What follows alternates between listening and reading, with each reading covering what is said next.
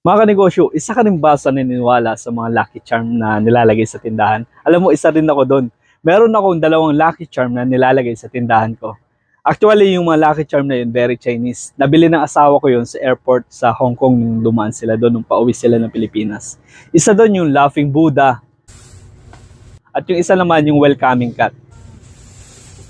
Siguro popular na kayo doon sa Welcoming Cat, yung gumagano ng galon. Pero yung sa akin, steady lang siya. Okay lang din naman maniwala sa mga ganyan. Pero depende sa inyo kung maniniwala kayo o hindi. Pero ako, naglalagay lang din naman ako sa tindahan ko. Kasi para sa akin, wala namang masama siguro. Pero gano'n pa man, kahit anong lucky charm siguro yung gawin mo, ang sa akin, ang pinaka-importante kasi, yung dasal natin lagi sa itaas.